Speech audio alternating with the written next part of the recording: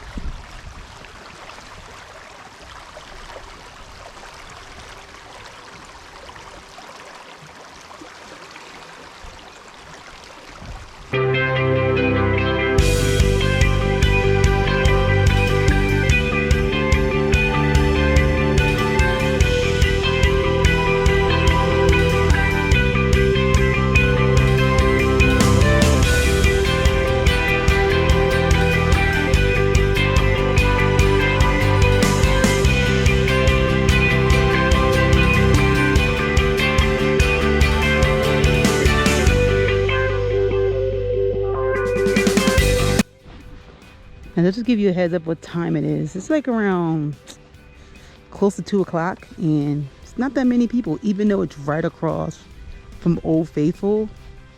It's not that packed out here. I am not complaining right now because it gets a little too overwhelming with trying to find a parking spot in these areas just to see some geysers. Like, it's getting a little too much out here now.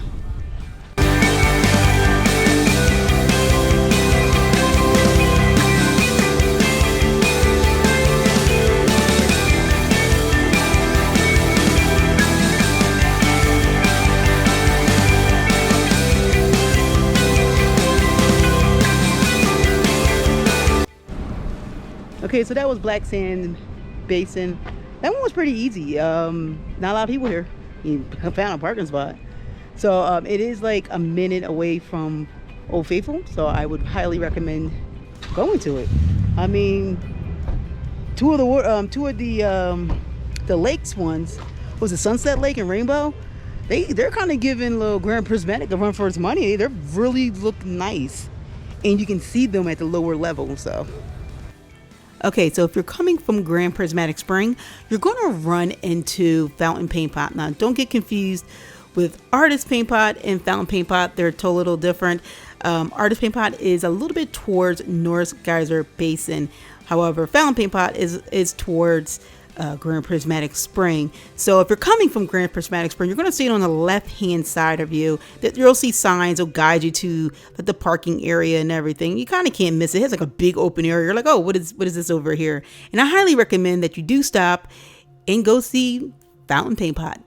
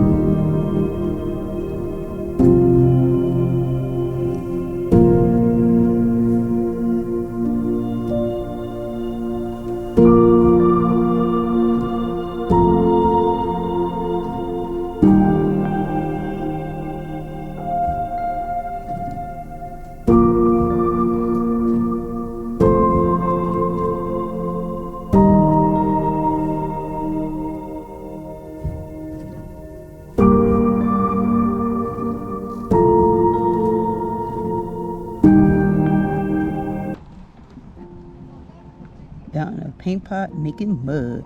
This vat of bubbling mud contains the perfect mix of ingredients to create mud pots: heat, gas, water, volcanic rock, minerals, acid, and even living microorganisms.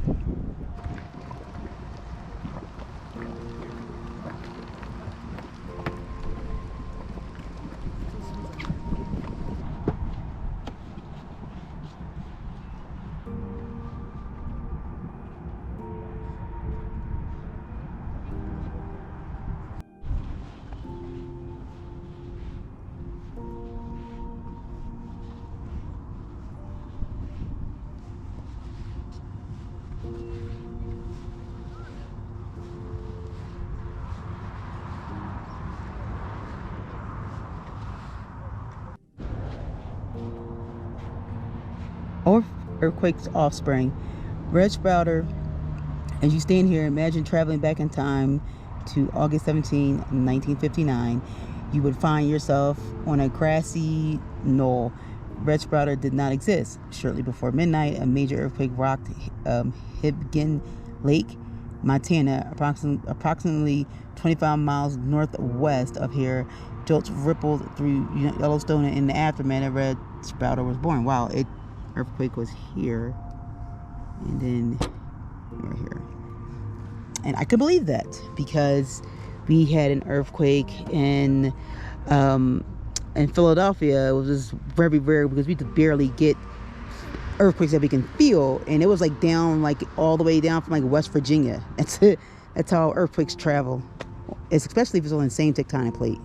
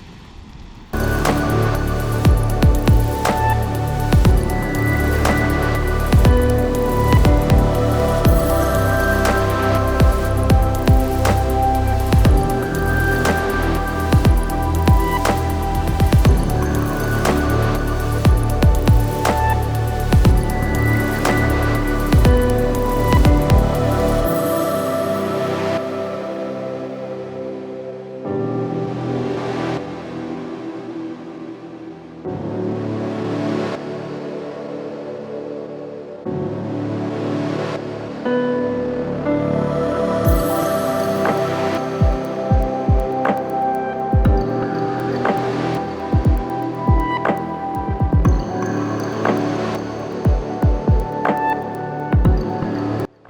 so I just finished up the fountain paint pots. Is it a place that if you're pressed for time, you can kind of skip this, but if every place else is pretty much packed, you can come here, and it wasn't that busy. Right now, it isn't.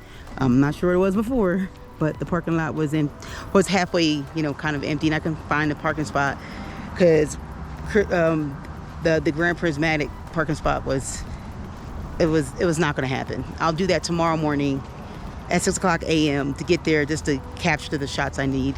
But the fountain pots, I think it's worthy to come here, and it's worth a shot.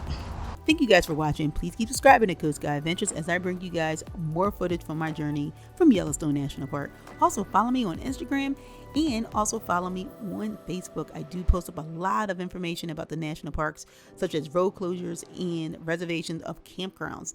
And you should be making those reservations like yesterday if you want to get those and enjoy the parks going forward pretty much until the future.